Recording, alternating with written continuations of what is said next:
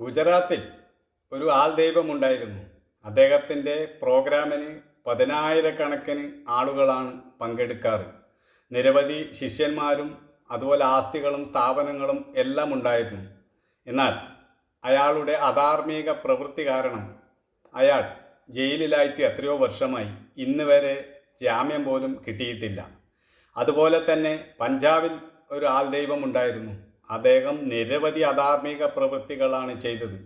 അങ്ങനെ നിരവധി കേസുകൾ ഉണ്ടായിരുന്നെങ്കിലും അതെല്ലാം അയാൾ പണവും സ്വാധീനവും ഉപയോഗിച്ച് അതിനൊക്കെ മറികടന്നു. എന്നാൽ കാലം എല്ലാറ്റിനും ഒരു കണക്ക് വച്ചിട്ടുണ്ട്, ഒരു സമയം വെച്ചിട്ടുണ്ട്.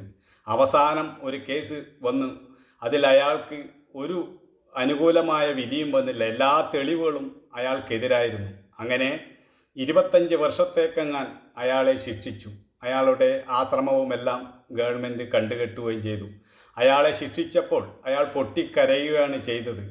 ഇത്തരം ആൾക്കാർ ലോകത്ത് എന്നും വളർന്നു വരാറുണ്ട്. പക്ഷേ പ്രപഞ്ചത്തിൻ്റെ പ്രോഗ്രാം മഹത്തരമാണ്. ആ ശക്തി ഒരു പരിധി കഴിഞ്ഞാൽ എല്ലാവരെയും പൂട്ടും.